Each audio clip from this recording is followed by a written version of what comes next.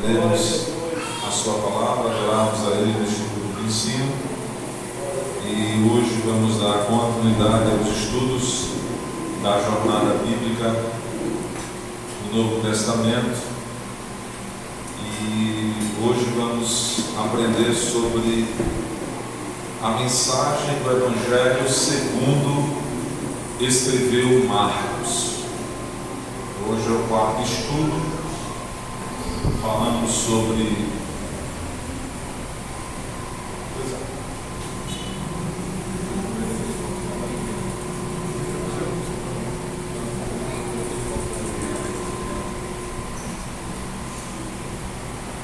já aprendemos sobre o período interbíblico, aprendemos sobre as classes políticas e religiosas na época de Jesus, do Novo Testamento, a mensagem do Evangelho de Cristo segundo escreveu Mateus, e agora a mensagem do Evangelho de Jesus segundo escreveu Marcos.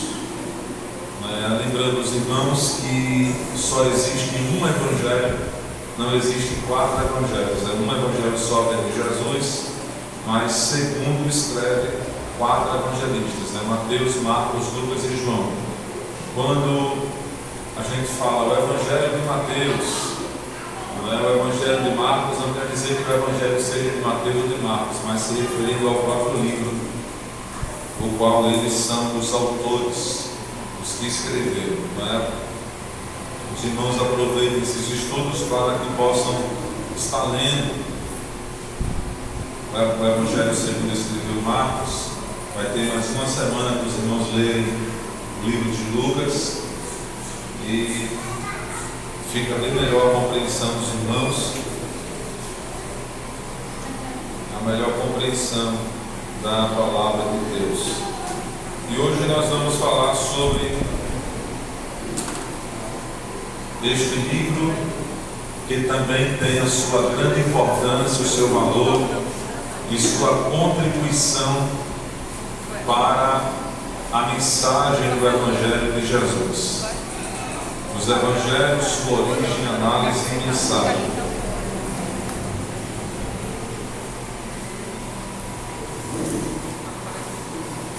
O objetivo central da disciplina é entender a formação do Evangelho segundo Marcos, suas distinções e sua importância. Divisão do nosso tema.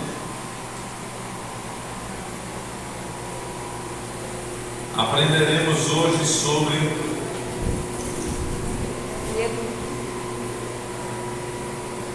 a vida do evangelista Marcos, a motivação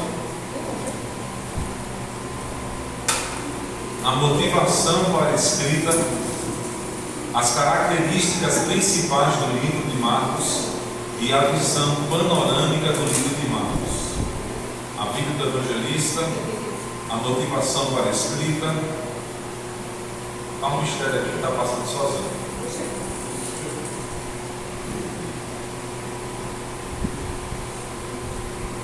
Introdução.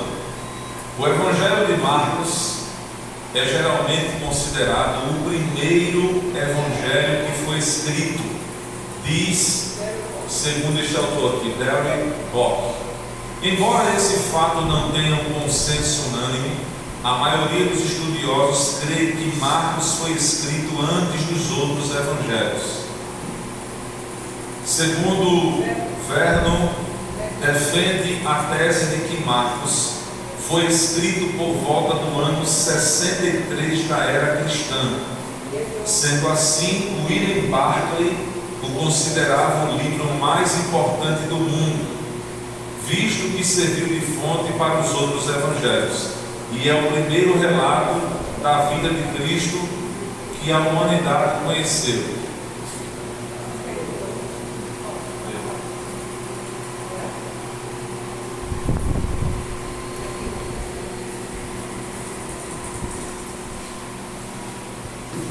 Visto que serviu de fonte para os outros evangelhos, e é o primeiro relato da vida de Cristo que a humanidade conheceu. Então, para uma boa parte dos estudiosos, o Evangelho segundo escreveu Marcos é o primeiro livro, a primeira mensagem de Jesus do Novo Testamento a ser escrita e proclamada entre as nações, entre os gentios, né? Nós vamos aprender hoje também sobre quem é esse Marcos, né? Dentre os 4 evangelhos, Marcos é o relato mais conciso do princípio do Evangelho de Jesus Cristo, Filho de Deus. Embora o autor não se identifique pelo nome do livro, o mesmo ocorre nos demais evangelhos. O testemunho primitivo e unânime da igreja é que João Marcos foi quem o escreveu. Marcos obteve o conteúdo do seu evangelho através da sua associação com Pedro. Escreveu em Roma e destinou aos crentes de origem não judaica. Os estudiosos dizem que Marcos escreveu este livro estando em Roma, sob o auxílio do apóstolo Pedro, porque Marcos era um filho espiritual de Pedro, apesar de ser cooperador de boa parte do ministério do apóstolo Paulo. Ele foi cooperador da primeira viagem missionária de Paulo. E apesar de ser cooperador, Paulo chama de cooperador, né, nas cartas, mas apesar disso, a Bíblia diz na primeira epístola de Pedro, no capítulo 5, versículo 13, o apóstolo Pedro chama de filho, meu filho Marcos, né? Ou seja, filho espiritual, filho na fé. E segundo os estudiosos, Marcos escreve este evangelho sob o auxílio do apóstolo Pedro. Na verdade, como acontece com este livro de Marcos, acontece também com Mateus, Lucas e João. Não aparece, na verdade, não aparece o nome do autor, né, dizendo eu Marcos ou eu Mateus escreve, mas o testemunho unânime dos pais da igreja é que este tenha sido o autor, o que escreveu a mensagem de Jesus Cristo, não é? E os estudiosos, os pais da igreja, sobre o testemunho dos pais da igreja, e não é um somente, a gente vai ver que vários pais da igreja vai dar testemunho de que na verdade a voz, a mão que escreveu este livro é a mão de Marcos, mas a voz é a voz de Pedro. Na verdade, Marcos escreve o que ouviu da boca de Pedro, não é? E é bem interessante isso. Marcos escreve as pregações de Pedro em Roma, quando estava este em Roma pregando. E Marcos escreve sobre o testemunho do apóstolo Pedro. A mão de Marcos, a voz de Pedro, escreve este livro.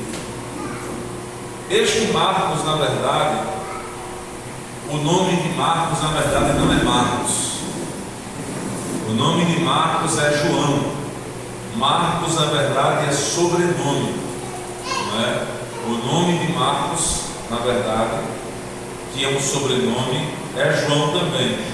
A Bíblia tem vários João, né? Tem João Batista, João discípulo, que era irmão de Tiago, filho de Zebedeu, o João que escreveu o Evangelho segundo escreveu João, as 3 epístolas de João e o livro de Apocalipse, né? Os 5 livros pelo único autor. João, que era discípulo, irmão de Tiago, pescador, filho de Zebedeu, discípulo, apóstolo, o último discípulo, o último apóstolo dos 12 a morrer. Dos 12 foi João, lançado na ilha de Patmos. João foi o único que não morreu martirizado. João morre de morte natural, não é?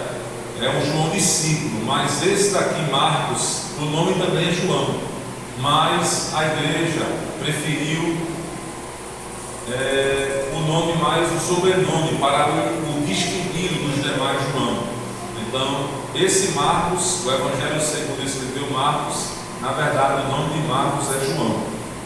Vamos abrir a Bíblia em Atos capítulo 12.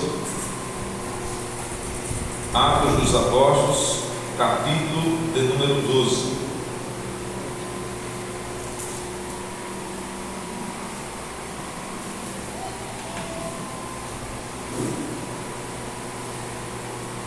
versículo de número 12. Quem pode ler? Atos 12, versículo 12. Isso foi quando Pedro foi liberto da prisão. Pode ler. E considerando ele nisso, foi à casa de Maria, mãe de João, e tem o sobrenome Marcos, onde muitos estavam reunidos e oravam. Pronto, então Atos 12, versículo 12, diz que Pedro, quando foi liberto da prisão por um anjo, né, ele foi para a casa de Maria, a mãe de João, que tinha por sobrenome Marcos. Este João que tinha por sobrenome Marcos é o mesmo que estamos tratando hoje aqui. Marcos era filho de Maria. Quem era Maria? Que tinha várias Marias na Bíblia. Esta Maria aí é a Maria mesma proprietária do cenáculo daquela casa que foi realizada a última ceia, ou a única ceia que Jesus realizou, e é a casa cuja casa dela agrupava a igreja primitiva no primeiro século. Depois da morte de Jesus, quando a Bíblia diz que Pedro estava na prisão e a igreja fazia oração contínua por ele a Deus, a igreja estava na casa de Maria, possivelmente uma mulher com boas condições, porque a casa era grande e agrupava os poucos crentes, ou muitos crentes que já existiam naquela época, se reuniam na sua casa. Foi celebrada a última ceia, ou a única ceia, né? Quando Judas se retirou, Jesus entregou o bocado do pão molhado, foi realizada na sua casa. Alguns estudiosos dizem também que o pai de Marcos possivelmente era aquele homem que Jesus, quando chama Pedro e João, dizendo: vai até a cidade e entra, e vocês vão encontrar um homem com um cântaro na mão. Ide a ele e dizei: o vosso mestre está querendo que você mostre a casa, porque vamos preparar a mesa, a Santa Ceia. E eles entraram na cidade. Tanto Mateus como Marcos, Lucas e João vão contar este detalhe que Pedro e João entram na cidade enquanto um homem com um cântaro na mão, e este homem é responsável em levá-lo para casa para preparar a ceia, onde Jesus celebraria a sua única ceia, né? Porque ele estabelece a ceia e depois ele morre 3 dias ou 4 dias depois. E dentro desta casa, o interessante é que os outros evangelistas vão contar também este detalhe da casa, mas só Marcos, o livro de Marcos vai trazer mais detalhes da casa do que outro evangelista. Ele vai trazer um detalhe maior, uma riqueza maior de detalhes. E o homem então mostrou um cenáculo grande e todo mobiliado. Ele vai trazer mais informações da casa do que os outros 3, porque Marcos era a casa de Marcos, filho de Maria. E este Marcos é o mesmo Marcos aqui de Atos 12, onde a igreja ela agrupava em sua casa. Ou seja, Marcos não fazia parte do grupo dos 12, era apenas um jovem, filho de uma mulher, que resolveu abrir as portas da sua casa para Jesus ter comunhão, celebrar a ceia, ministrar alguns sermões e mensagens. Uma mulher que resolveu abrir as portas em plena perseguição romana diante da crucificação de Cristo, aonde todos estavam dispersos. A mulher de Deus, por nome Maria, resolveu congregar a sua igreja dentro da sua casa. E louvamos a Deus porque esta mulher resolveu abrir as portas para Jesus entrar na sua casa, para a comunhão ser estabelecida na sua casa, para a igreja estar reunida na sua casa. Os cultos eram feitos, os trabalhos evangelísticos eram feitos, podemos chamar assim, na primeira igreja, o primeiro trabalho evangelístico, a primeira congregação da igreja primitiva na casa desta mulher, aonde Deus fez milagres, respondeu a oração quando livrou Pedro da prisão, e tudo isso acontecendo, e o menino Marcos lá, nos pés da mãe, ouvindo Deus falar, ouvindo Jesus entrar, ouvindo a igreja orar e Deus responder a oração. Todo homem de Deus e mulher de Deus que abre as portas da sua casa para Jesus entrar e ter comunhão com Ele, pode Deus, por meio desta comunhão, dentro da sua casa, levantar muitos Marcos ainda para serem instrumentos usados por Deus. E foi em um desses contextos, quando a Bíblia diz que em Atos 11 estava Paulo trabalhando como professor de discipulado lá em Antioquia, junto com Barnabé, descobriu que Jerusalém estava passando por necessidades, a igreja de Jerusalém, de tanto mandar ações, dinheiro para as outras igrejas, acabou passando por dificuldades, e agora a igreja de Antioquia, a igreja dos gentios, começou agora a suprir necessidades, e a igreja de Antioquia enviou quem? Paulo e Barnabé. Paulo e Barnabé vai lá para Jerusalém, leva suprimentos e ofertas, donativos para a igreja de Jerusalém, e nesse período em que Marcos e Paulo e Barnabé estão em Jerusalém, conhece o jovem chamado Marcos, e a Bíblia diz que eles resolvem trazer consigo de Jerusalém Marcos para ajudar como um cooperador, como um auxiliar na obra, trabalhando também em Antioquia. Em Atos 13, capítulo 13, versículo 1, a Bíblia diz que a igreja estava orando, jejuando, servindo a Deus, quando o Espírito Santo disse: apartai-me a Barnabé e a Saulo para a obra que Deus chamado. Começa a obra missionária. E a Bíblia diz que Paulo e Barnabé, sendo chamados pelo Espírito Santo, pela imposição da igreja, para ir à obra missionária, Paulo e Barnabé acham por bem de chamar Marcos para participar da obra missionária como cooperador, como auxiliar. Ou seja, o menino Marcos sai da casa da mãe, vai servir a obra em Antioquia, e agora está sendo um privilegiado, participando de uma viagem missionária, da primeira viagem missionária, com dois grandes homens de Deus. Um jovem que estava dentro de casa, agora está fora de casa, trabalhando para Deus, servindo a obra com alegria, trabalhando com Paulo e trabalhando com Barnabé. A Bíblia diz também em Colossenses capítulo 4, versículo 13, que Marcos era sobrinho de Barnabé, tinha um grau parentesco com Barnabé. E a Bíblia diz que no início da primeira viagem missionária, quando chegam em um local chamado Perge da Panfilha, a Bíblia diz que Marcos simplesmente abandona o serviço, a obra.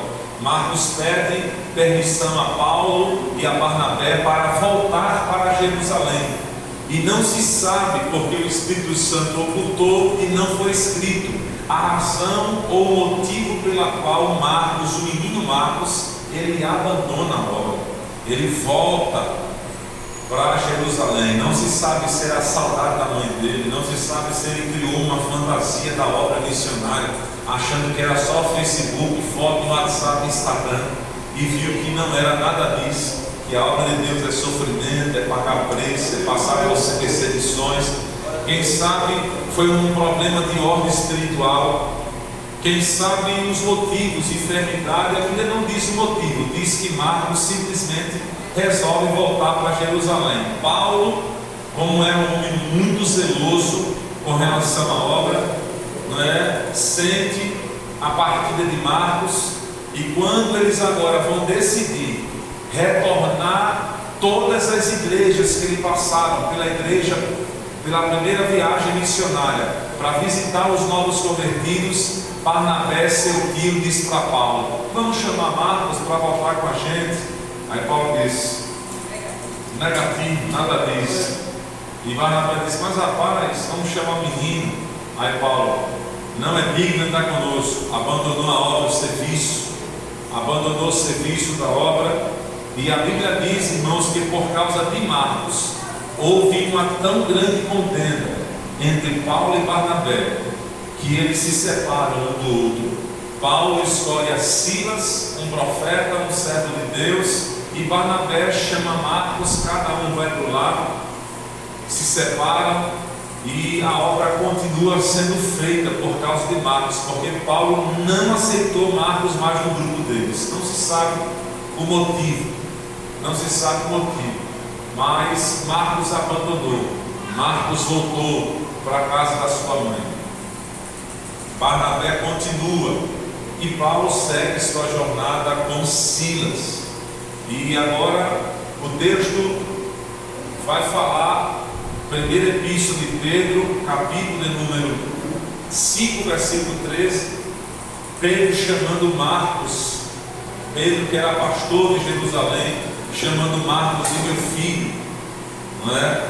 E em segunda carta de Timóteo, abra sua Bíblia, segunda carta de Timóteo,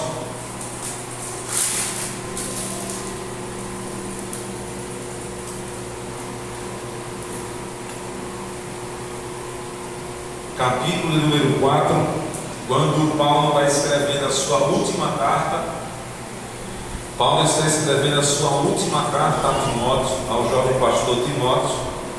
No capítulo 4, versículo 9, Paulo lhe diz: procura vir ter comigo depressa, porque Demas me desamparou, amando o presente século, e foi para Tessalônica, Crescente para a Galácia, Tito para a Dalmácia.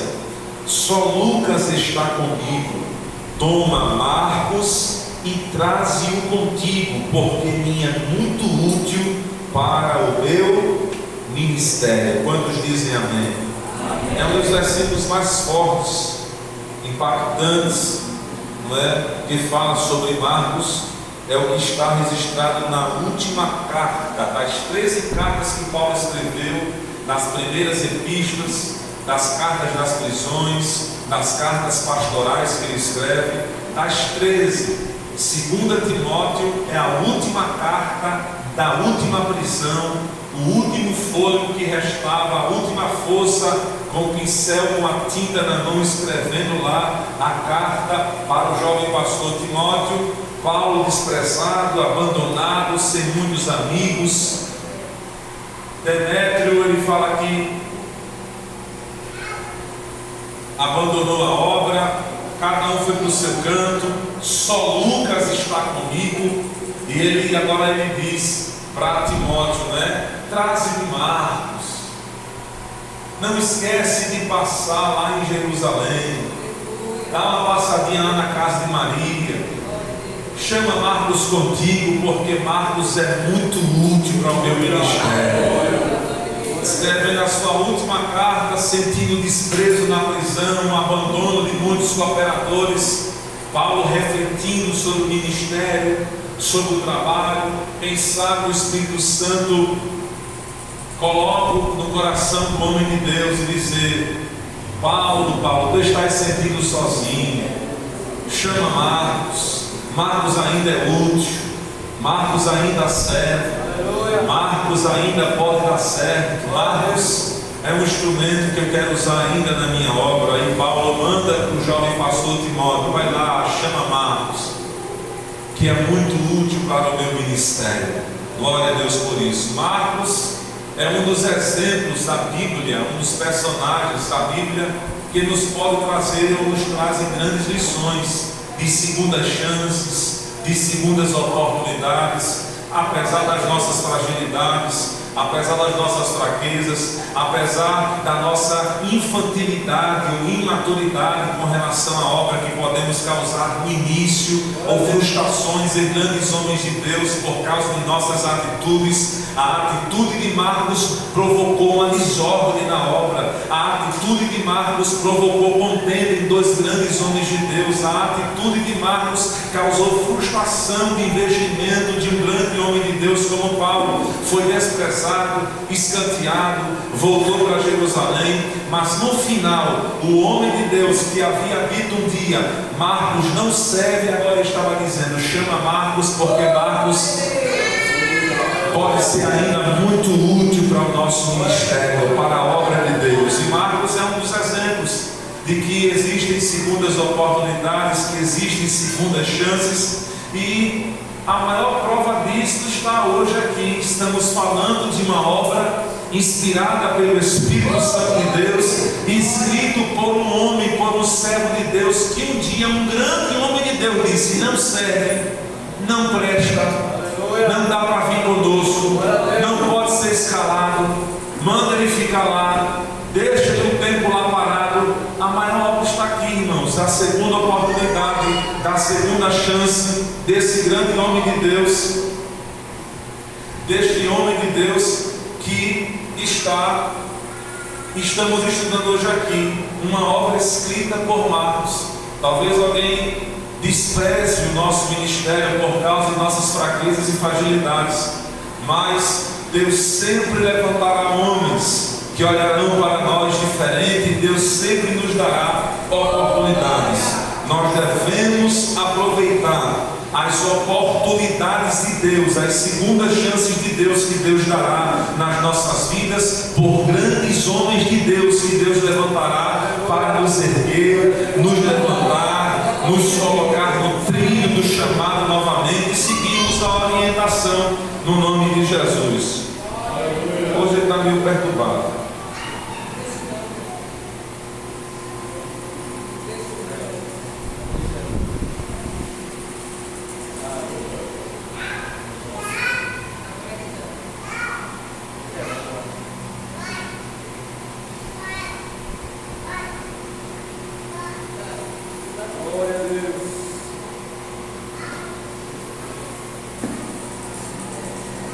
Marcos, irmãos, é uma das provas bíblicas, né? De que existem novas oportunidades, novas chances, e a melhor prova é essa.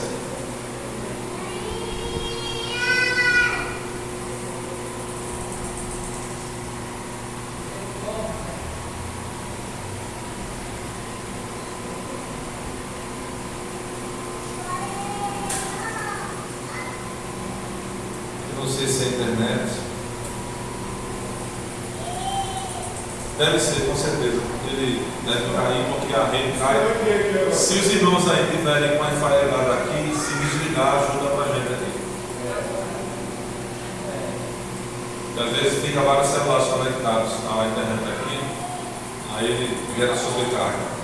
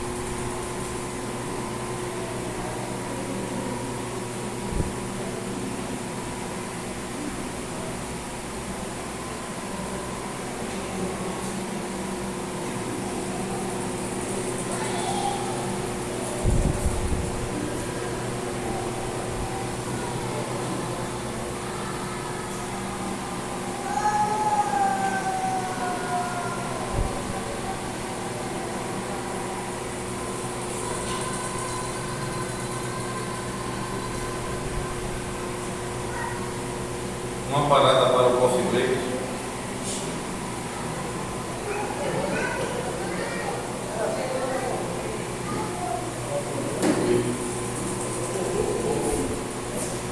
Só faltou um coffee. Mas ele não gosta muito de ficar parado. Ele é crente pentecostal.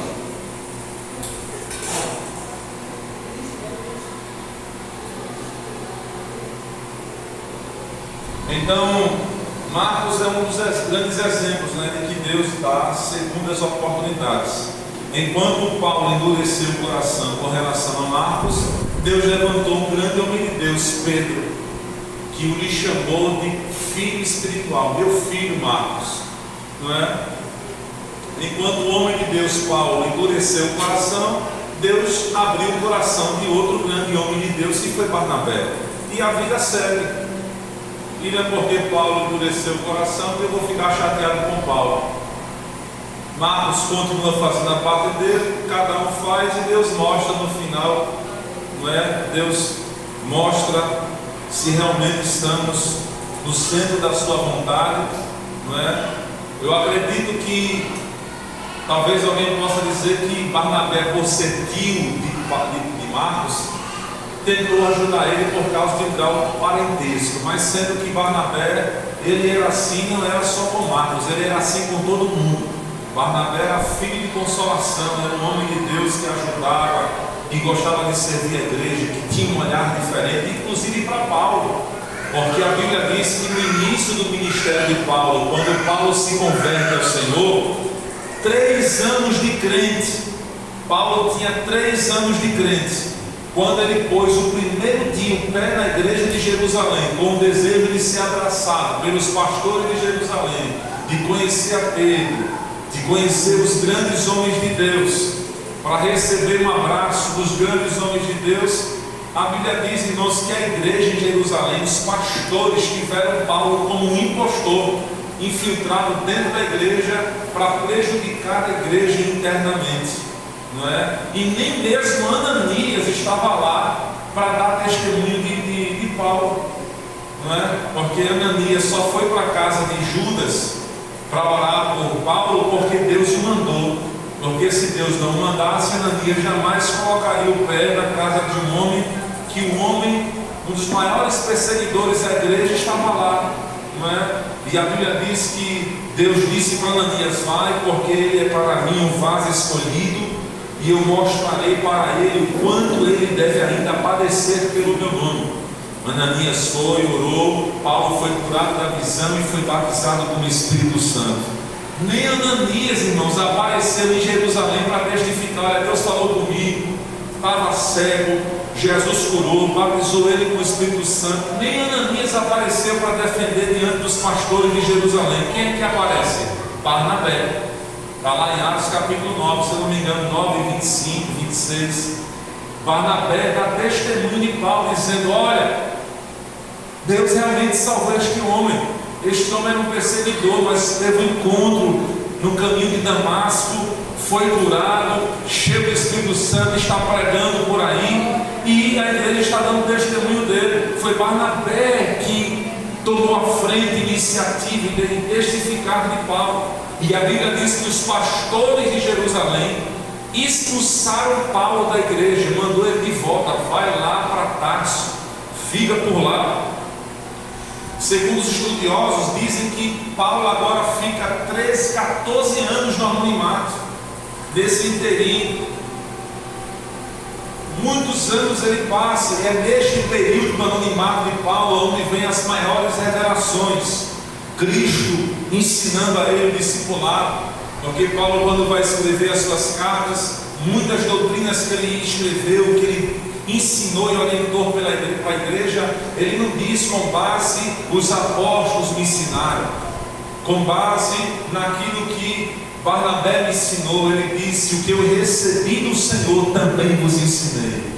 É o próprio Cristo que é o professor pessoal de Paulo, porque ninguém se ousava ser professor de um ex-matador de crentes. Era Paulo, essa besta fera conhecida diante da igreja primitiva. E estava lá quem? Paulo, lá em Tarso, no anonimato. A Bíblia diz que o Evangelho começa a se expandir, vai chegando em Samaria e começa agora a estabelecer uma nova igreja em Antioquia da Síria. E quando esta obra está começando em Antioquia, a igreja dos gentios está se formando, os pastores de Jerusalém, sabendo que uma igreja estava começando em Antioquia, envia para lá quem? Barnabé. Barnabé vai lá confirmar se essa obra é Deus quem está fazendo. Barnabé vai, E a Bíblia diz que Barnabé se alegra com a graça de Deus, porque Deus realmente estava salvando os gentios. Barnabé começa a apoiar a obra, daqui a pouco vê um monte de novo convertido e vê pouco professor discipulado. Aí a Bíblia diz que é Barnabé que vai lá em Tarso. Saulo, nós fazendo o quê, homem de Deus? Vamos nos ajudar que a obra está crescendo, tem muito novo convertido. Aí Saulo vem com Barnabé e começa a trabalhar. Ou seja, Paulo foi levado à obra por causa de um homem de Deus, Barnabé. Porque Barnabé olhou diferente, Barnabé enxergou diferente, Barnabé olhou de uma perspectiva diferente, qual ninguém, nem os pastores de Jerusalém estavam enxergando. Só olhava o passado de Paulo, quem Paulo era, quem Paulo fez, o que Paulo deixou de fazer, e Barnabé olhando para o futuro, e Barnabé olhando para o que Deus poderia fazer, o que Deus poderia realizar na vida de Paulo. Barnabé insistiu e foi lá servindo a Deus, e o Espírito Santo diz: apartai-me para esta obra, Barnabé e a Saulo, para a obra que eu tenho chamado. Porque um grande homem de Deus olhou sob olhar diferente para Paulo, como também Barnabé olhou diferente para Marcos, quando Marcos falhou, não é? Falando de segundas oportunidades. E quem sabe Paulo estava lá na prisão, abandonado, sem cooperação, e o Espírito Santo disse para Paulo: Paulo, faz com Marcos o que um dia Barnabé fez contigo.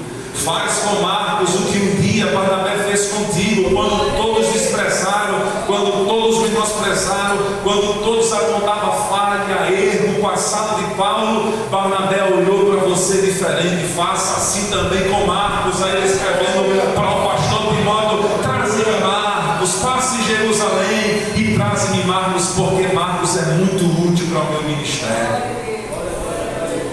Quem sabe o pastor Marcos, o pastor Timóteo olhando a carta e dizendo: como é que é a história?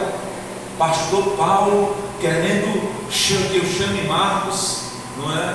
E Deus dá grandes lições, e isso é uma grande lição do que aconteceu com Marcos. E nós estamos estudando hoje aqui um livro cuja obra foi por meio dele, não é? A maior prova cabal de que ele ainda poderia ser muito útil, escrevendo aí o primeiro livro, a primeira mensagem de Jesus a ser escrita para o mundo.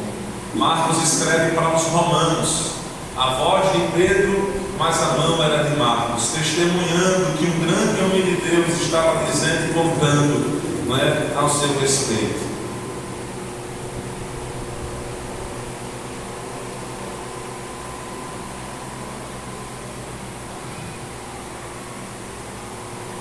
Marcos é o evangelho da ação do Filho de Deus. Ele descreve o seu grande poder sobre os medos, demônios, doenças e todas as guerras travadas pela humanidade. O evangelho por ele escrito é uma resposta aos crentes gentios que vivem sob o domínio romano, de que o seu Cristo é sim maior que César e Roma, embora tenha padecido na cruz, ressuscitou e está no controle da igreja e do seu rebanho.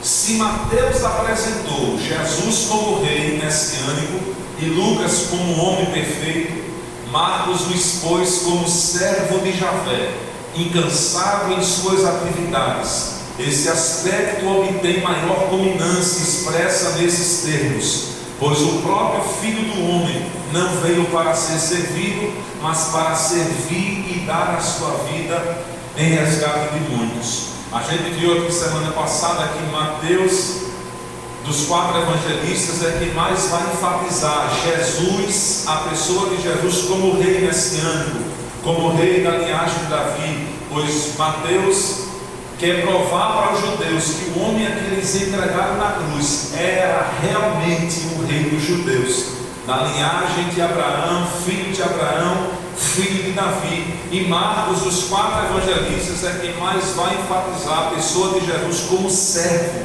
como filho servo, aquele que veio para servir e não para ser servido.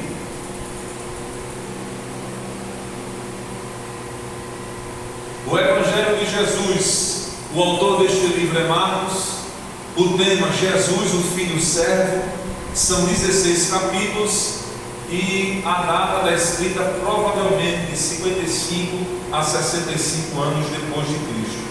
Um pouco sobre Marcos, aquilo que a gente já falou, né? O autor se chama João, não é Marcos, do grego Ioannes, derivado do hebraico Iona, isto é, Javé tem sido gracioso. Em Atos 12:12, onde nós lemos, acrescenta-se Marcos, nome latino que significa grande martelo. Em Atos 13:13, ele é chamado simplesmente de João. A partir daí, o Novo Testamento denomina-o tão somente Marcos. Olha aqui, ó, Atos 13:13 aparece só João. E o João lá não é João discípulo, nem João Batista, é João Marcos. Não é? O contexto ali fala do chamado de João, de Marcos, que está sendo chamado para ser cooperador da obra missionária. E daí por diante, o Novo Testamento denomina tão somente Marcos. Colossenses 4:10, sobrinho de Barnabé. 2 Timóteo 4:11, chamam Marcos porque é muito útil para o meu ministério. Filemon, versículo 24, chamando Marcos de cooperador. 1 Pedro 5:13, Pedro dizendo: meu filho Marcos. Esse evangelho é conhecido por segundo Marcos. Mais um pouco sobre Marcos. Ele era filho de uma viúva chamada Maria, mulher rica que abrigou a sua igreja em sua casa por alguns anos, já falamos aqui. Era sobrinho ou primo de Barnabé, Colossenses capítulo 4, versículo 10. E o jovem da capa, tem uma interrogação aqui. Vamos abrir a Bíblia, Marcos capítulo 14, versículo de número 51 e 52. Quem pode ficar em pé e ler? Marcos capítulo 14, versículos 51 e 52. Uma voz de trovão aí.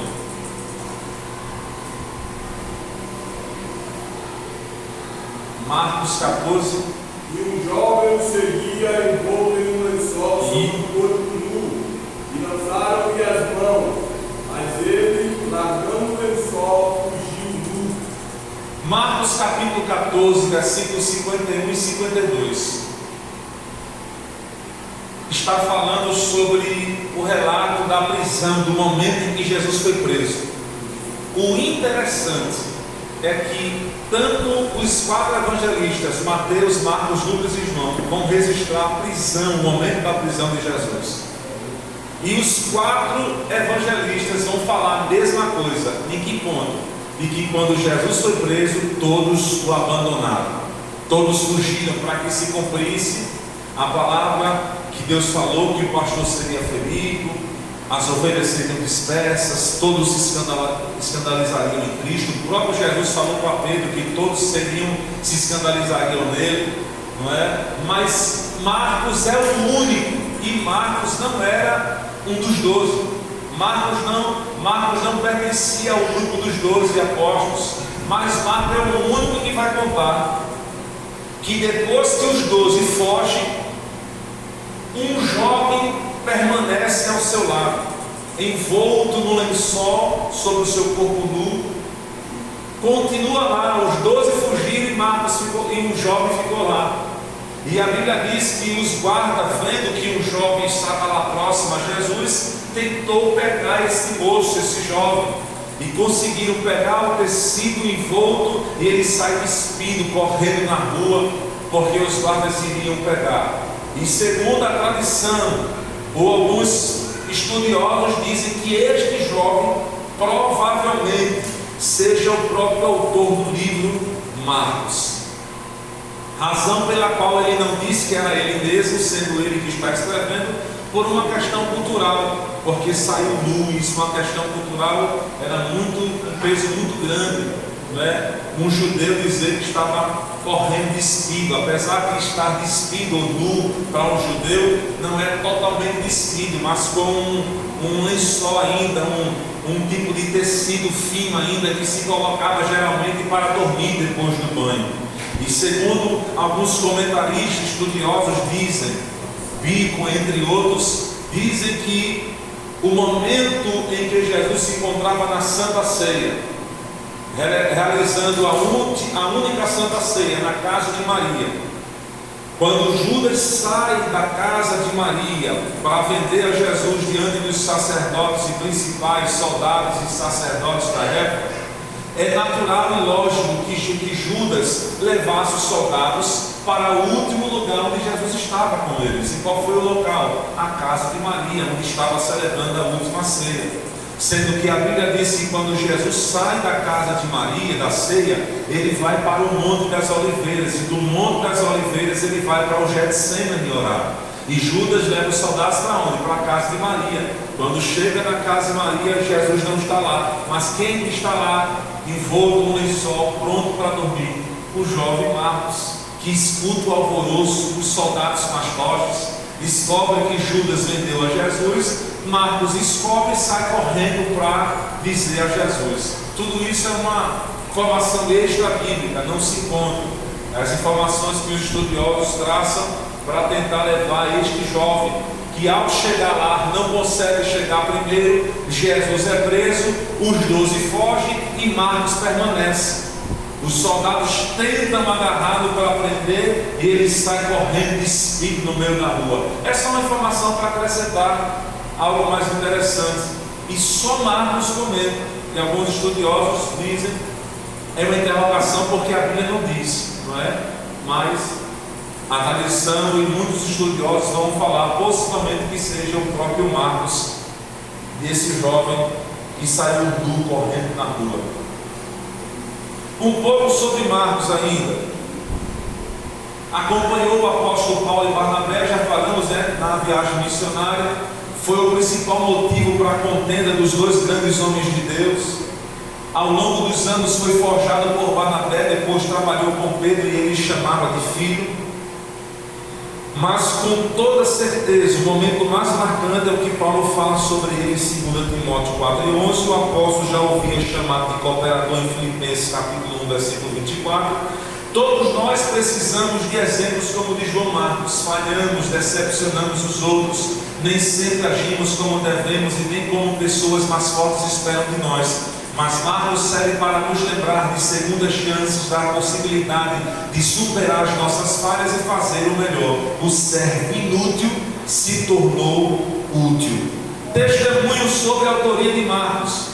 Como eu disse a vocês, não aparece, eu, Marcos, escrevi o Evangelho. Não, mas existem vários testemunhos dos pais da igreja. Papias, um dos pais da igreja do começo do século II, fala que foi Marcos que escreveu este livro. Mais testemunhos, Irineu, outro pai da igreja, afirma, depois da morte de Pedro e Paulo, também Marcos, discípulo e intérprete de Pedro, nos legou por escrito as coisas que foram pregadas por Pedro. Irineu diz que Marcos escreve o que Pedro pregou. Outros pais, como Justino, Marco, Orígenes, Eusébio, Tertuliano, Clemente de Alexandria, confirmam Marcos como autor desse evangelho e também associam o evangelho de Marcos como testemunho do apóstolo Pedro. Marcos é o mais aramaico dos evangelhos, o que evidencia ser um relato da palavra falada de Pedro. O esboço desse evangelho ainda está afinado com o conteúdo do evangelho pregado por Pedro na casa de Cornélio. O estilo literário do livro, Mateus e João foram testemunhas do ministério de Jesus, começando pelo seu batismo e terminando com a sua ascensão. Lucas examinou fontes fidedignas e Marcos retirou seus ensinamentos na fonte de Pedro. A mão era de Marcos, mas a voz era de Pedro. A tradição afirma que Pedro pregava aos catecúmenos de Roma ou do Oriente e que Marcos conservou sob forma escrita o que Pedro pregava. Pedro foi inicialmente usado para levar a mensagem de Cristo aos gentios. A motivação da escrita, na década de 60 a 70 anos depois de Cristo, os crentes de Roma eram tratados cruelmente pelo povo e muitos foram torturados e mortos pelo imperador romano chamado Nero. Segundo a tradição, entre os mártires cristãos de Roma nessa década estão os apóstolos Pedro e Paulo. Como um dos líderes eclesiásticos em Roma, João Marcos foi inspirado pelo Espírito Santo a escrever esse evangelho. como uma antevisão profética desse período da perseguição, ou como uma resposta pastoral à perseguição. Então, Marcos escreve destinando aos cristãos romanos. Sua intenção era fortalecer os alicerces da fé dos crentes romanos e, se necessário fosse, inspirá-los a sofrer fielmente em prol do Evangelho, oferecendo-lhes como modelo a vida, o sofrimento, a morte e a ressurreição de Jesus, seu Senhor. Ainda a motivação para a escrita de Marcos. O Evangelho de Marcos nasce na necessidade da comunidade de colocar por escrito suas memórias sobre quem é Jesus, reforçando que ele não é o Messias do poder e da glória apenas, mas seu messianismo passa pelo sofrimento e passa pela cruz. Eis alguns pontos principais deste texto. O Evangelho apresenta Jesus como Filho do Homem na figura do servo sofredor, que veio conviver e libertar as pessoas empobrecidas, exploradas e excluídas pelo império e seus colaboradores. Proclamou o reino de Deus para todas as pessoas, independentemente da etnia, da classe social, do gênero e da religião. Ainda a motivação para a sua escrita, a sua fidelidade ao projeto do reino da justiça e da fraternidade, o levou a um confronto com os poderosos do seu tempo e, consequentemente, à cruz. Mas Deus o ressuscitou. O Filho do Homem não veio para ser servido, mas para servir e dar a sua vida em resgate de muitos. Marcos capítulo 10, versículo 45. Esse Evangelho apresenta mulheres e homens que seguem Jesus desde a Galileia até Jerusalém, convivendo e aprendendo com ele. Dentro de suas limitações, esse grupo assumiu a causa do reino de Deus, que se fundamenta na justiça e na solidariedade no meio das pessoas que estão à margem da sociedade, como mulheres, pobres, estrangeiros, crianças e doentes. Seguir Jesus implica assumir o mesmo caminho de Jesus como servo sofredor. Se alguém quiser vir após mim, negue-se a si mesmo, tome a sua cruz e siga-me, pois aquele que quiser salvar a sua vida perderá, mas o que perder a sua vida por causa de mim e do Evangelho a salvará. Com efeito, que aproveita o homem ganhar o mundo inteiro e arruinar a sua própria vida. Uma síntese da motivação da escrita para a escrita de Marcos: a perseguição aos cristãos pelo Império Romano, a rebelião dos judeus da Palestina contra a invasão de Roma, problemas internos de liderança, quem é Jesus, como entender a cruz, como ser discípulo de Jesus, instruir os crentes, especialmente os gentios romanos, a serem servos do Senhor, a serviço do Senhor, tal como Jesus veio como servo do homem. Quantos dizem amém? Amém. O versículo chave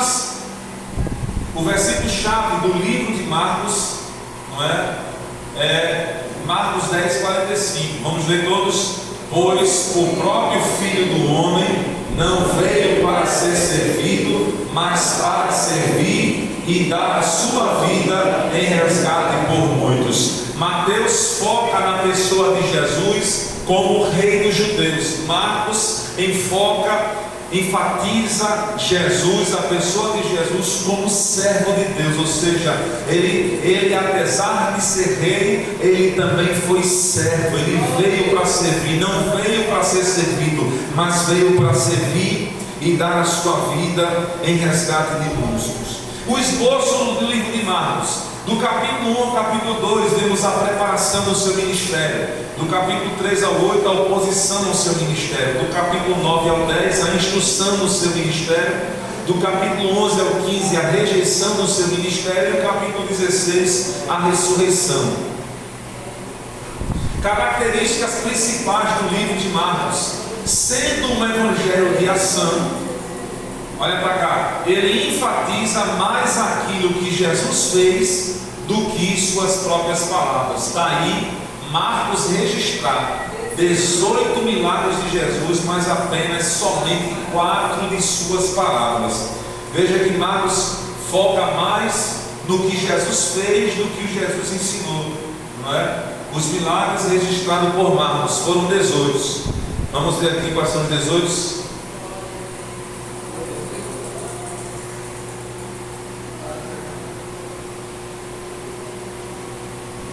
A cura de um homem endemoniado, a cura da sogra de Pedro, a cura de um leproso, o paralítico de Cafarnaum, a cura do homem da mão mirrada, Jesus acalma a tempestade, a cura do gadareno, a filha de Jairo, a mulher hemorrágica, a primeira multiplicação, Jesus anda sobre o mar, filha da mulher cananeia, a cura do surdo e gago, a segunda multiplicação dos pães, a cura de um cego de Betsaida, que só Marcos registra aqui, ó. A transfiguração, o jovem lunático, o cego de Jericó. De todos os milagres que Jesus realizou, apenas o milagre da primeira multiplicação dos pães é registrado nos 4 livros, né? Mateus, Marcos, Lucas e João. É o único que vai se repetir. Também o milagre da ressurreição, né? A ressurreição aparece também em todos os evangelhos, porque é o maior milagre, o ápice da cruz, do sofrimento de Cristo da cruz. Mas tirando a ressurreição, a primeira multiplicação dos pães aparece em todos os 4 livros que vai narrar. As parábolas agora registradas no Evangelho segundo escreveu Marcos. A parábola do semeador, a parábola da candeia, a parábola da semente, a parábola do grão e da mostarda. Características principais: como um evangelho gentios, ele explica os costumes judaicos, omite todas as genealogias judaicas, a narrativa do nascimento de Jesus, traduz as palavras aramaicas e emprega termos latinos.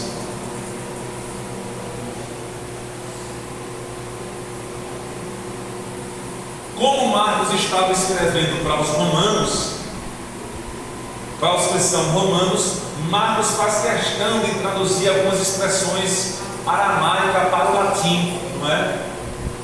A filha de Jairo, Jesus lhe disse talita cumi. Ao homem surdo e mudo, Jesus disse efatá. A oferta dedicada é corbã. No jardim, Jesus disse Abba Pai. Sobre a cruz ele exclama Eloi, Eloi, lama sabachthani. E Marcos faz questão de traduzir para o latim, para que os cristãos romanos pudessem entender a interpretação, não é? Ainda as características principais: Marcos inicia seu evangelho de modo repentino e descreve os eventos da vida de Jesus de modo sucinto e rápido, introduzindo os episódios mediante o advérbio grego que corresponde a imediatamente. Ele utiliza 42 vezes no original.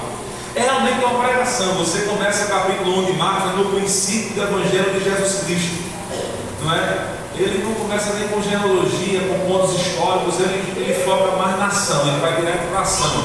Marcos não foca, por exemplo, na genealogia de Cristo, que Mateus conta e Lucas também conta, porque Mateus quer provar, trazer uma prova genealógica de que Jesus era filho dos judeus, e Lucas quer trazer uma prova genealógica de que há salvação para todo perdido, porque todos vêm de Adão e Adão vem de Deus. Mas Marcos quer falar para os romanos, para os crentes romanos. Então ele não se preocupa em trazer provas de genealogia. Ele foca logo na ação de Cristo como servo de Deus, servo sofredor. E os cristãos romanos que estão passando por perseguição sejam também servos de Cristo e servos como Cristo foi. Diga amém por isso. Com um evangelho vigoroso, Marcos escreve os eventos da vida de Jesus de modo sucinto e vívido, com a perícia pitoresca de um gênio literário. Visão panorâmica, já estamos encerrando. Marcos nunca esqueceu o aspecto divino de Jesus. Começa seu evangelho com a declaração de fé, princípio do evangelho de Jesus Cristo, Filho de Deus. Não deixa lugar a dúvidas com respeito ao que acreditava que era Jesus, e em repetidas oportunidades fala do impacto que Jesus produzia nas mentes e os corações de quem o escutava. Visão panorâmica do livro de Marcos. Marcos tem sempre presente os homens, como os homens ficavam atônitos e maravilhados diante do Senhor. Ele faz questão de dizer como os homens ficavam maravilhados, e maravilharam da sua doutrina. Todos se admiraram. Frases como estas aparecem uma e outra vez, mas ele também foca nos relatos dos próprios discípulos que pertenciam ali ao redor, e eles, possuídos de grande temor, diziam uns aos outros: quem é este e entre si ficaram muito assombrados e maravilhados. Os discípulos se assombraram de suas palavras, não somente os homens ao redor, mas os próprios discípulos ficavam atônitos e maravilhados com a autoridade de Jesus. Para Marcos, Jesus não era simplesmente um homem entre os homens, era Deus entre os homens, atraindo os homens a maravilhar-se e sentir saudades ao ouvir suas palavras e presenciar as suas ações. Quando Marcos conta a história das tentações de Jesus, diz que o Espírito o impeliu ao deserto. Mateus e Lucas não gostam de dizer que o Espírito impulsionou Jesus. E em seus evangelhos lemos que Jesus foi levado pelo Espírito ao deserto. Mas Marcos faz questão de mencionar, foi levado, impeliu ao deserto. No Evangelho de Marcos é onde obtemos a imagem de um Jesus que vivia as mesmas paixões humanas que nós vivemos. A humanidade da imagem de Jesus que Marcos nos oferece aproximam muito de nós. Olha as expressões que somente Marcos faz questão de dar detalhes de Jesus. Quando Marcos narra a história da tempestade, encontramos em seu testemunho um detalhe que não aparece em nenhum outro dos evangelhos.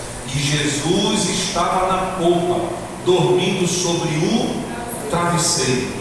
4, versículo 38. É este toque o que outorga toda a sua vida cena. É indubitável que todos estes detalhes se devem ao fato de que Pedro foi realmente uma testemunha presencial e que voltava a lembrar todos esses detalhes na visão fiel de sua memória. Não é somente alguém que estava lá para contar este detalhe, que Jesus estava colocado sua cabeça sobre um travesseiro.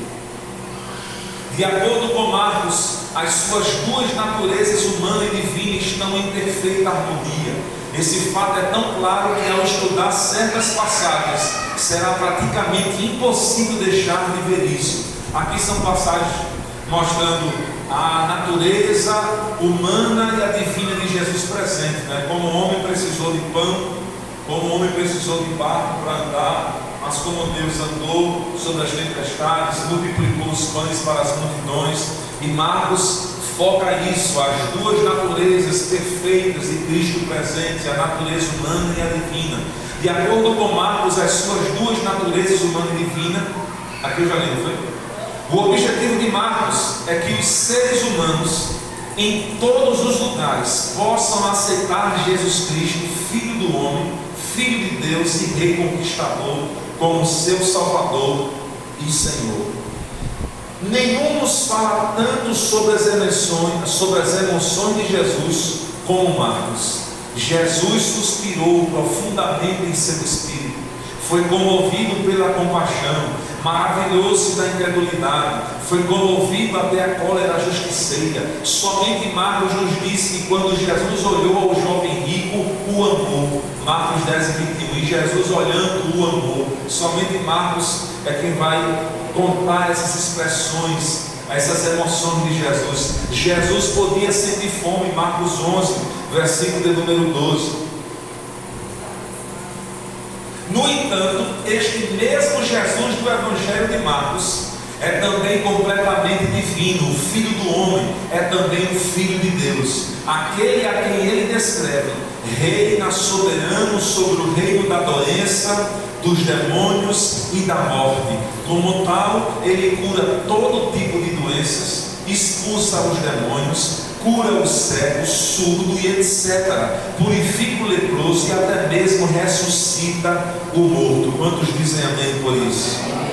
Ele exerce o seu poder sobre o domínio da natureza ao clamar o vento e as ondas, caminhar sobre a água e secar a figueira infrutífera, multiplicar alguns pães para que pudesse saciar a fome de milhares de pessoas. Sua autoridade é tão majestosa que ele declara uma pessoa perdoada de uma maneira que só Deus e mais ninguém poderia fazer. O clímax da sua majestade é revelado ao vencer a morte por meio de sua ressurreição gloriosa.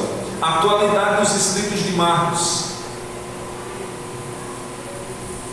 A afirma Cristo como Messias prometido no Antigo Testamento, evidencia Cristo como Filho de Deus, testemunha os milagres de Cristo, consolida o ensino da vitória de Cristo sobre a morte, ensina que em Cristo há poder para curar e ratifica a salvação por meio da fé em Cristo Jesus. Conclusão: Marcos possui uma característica marcante, que é o movimento rápido dos relatos.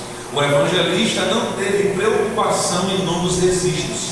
Marcos revela de maneira rápida as obras de Jesus, porém não teve menos fidelidade que os escritores dos demais evangelhos. Seu alvo é mostrar Cristo, servo de Deus, seu exemplo, amor e poder, e ele o faz com grande maestria. O Evangelho de Marcos realmente tem um objetivo definitivamente doutrinário e completamente prático. É uma narrativa, não resta dúvida, mas com um propósito nobre.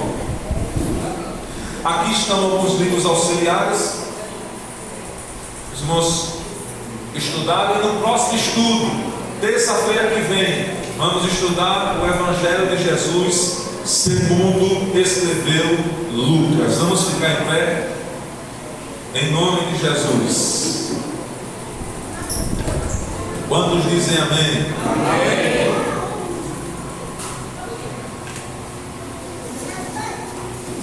Nós queremos agradecer a presença de todos mais uma vez. Amanhã tem círculo de oração das 9 às 16. Quinta EPT. Sexta oração para a campanha. Sábado à noite haverá um trabalho, um culto de ação de graças. Será realizado na casa da família do diácono Alexandre, lá de Garaçu, mas como a família dele mora aqui em Olinda, o filho dele quer oferecer um culto em ação de graças, agradecendo as bênçãos de Deus sobre a sua vida. E aqui em Olinda, os obreiros aqui, como se encontra o trabalho aqui em Olinda, vamos dar apoio a este trabalho e a esta obra. E vamos ali com alguns obreiros para a gente estar ali dando apoio ao trabalho. Sábado à noite vamos passar o endereço para a gente estar dando apoio. Amém? Por se tratar daqui, lá em Garaçu, o trabalho está parado, pois a casa onde era cedido para realizar os trabalhos da igreja, o casal que cedia a casa se mudou. Então as portas se fecharam e lá o grupo é muito pequeno, né? Tem 3, 4, 5 pessoas lá em Garaçu, e para abrir hoje um salão de maneira financeira, até para manter a obra, a liturgia do trabalho, é muito difícil para realizar esse trabalho lá, não é? Então a obra está lá parada por enquanto. Começou-se um ponto de pregação na casa do diácono Alexandre, mas a vizinha reclamou do som alto e a gente achou por bem não realizar o trabalho para evitar problemas maiores. Deus proverá, não é? Então vamos dar suporte ao nosso diácono Alexandre.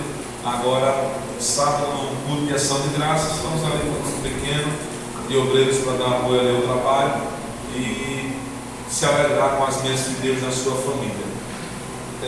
Vai haver consagração aqui sábado pela manhã? Sábado, que horas? De 6 da manhã às 8. Sábado que vem, 6 da manhã às 8. Haverá mais algum trabalho? Não, né? Então vamos continuar. É sábado o bazar? Pronto, o bazar acabou, a consagração, já começa o bazar. Os irmãos, a igreja estejam apoiando. Daqui para sexta-feira, os irmãos, olhem em casa aquela roupa que não usa mais, né, que está em boas condições, tragam para cá para se utilizar. Como já está muito em cima, já traz passadinho, lavado, bonitinho, organizado, para as irmãs e os irmãos aproveitarem em nome de Jesus. Os obreiros puderem também dar apoio a esse trabalho, coloca o cachê ali na frente, dá uns gritos ali no microfone. Esse bazar, o objetivo dele é para levantar fundos, para ajudar o trabalho, a festividade do ciclo de oração da Regional 4. Será unificado, tem muitos gastos aí com decorações, não é? E já facilita e ajuda muito. Amém? Deus abençoe a todos. Vamos continuar orando E as demais atividades a gente vai passando para os irmãos. A aula esta semana da tarde, para os alunos de teologia, vai ser segunda-feira à noite, lá em Casa Amarela, amém? Em nome de Jesus. Vamos orar. Diácono Cléberson, vem aqui orar. Se tiver algum aviso a mais, passa. E vamos estar agradecendo o trabalho. 9h06. Saúde, irmãos, com paz do Senhor Jesus. Sexta-feira nós vamos uma oração aqui para a mocidade. Nossa irmã convida todos, né? Vai vir um irmão convidado para que todos estudo. Sexta-feira foi uma bênção. Os irmãos cheguem para apoiar o trabalho em nome de Jesus. Quem necessita mais de oração? Eu também minha casa, Senhor. Santo Deus, maravilhoso Pai, na tua presença estamos, Jesus. Te agradecemos por essa oportunidade de estarmos aqui para aprender a tua palavra. Pai, continua com as tuas mãos estendidas, que a gente possa, Senhor, sair daqui com a tua palavra em nossos corações. Continua ajudando o teu servo, nosso coordenador, evangelista Jonas, com sua esposa, sua família.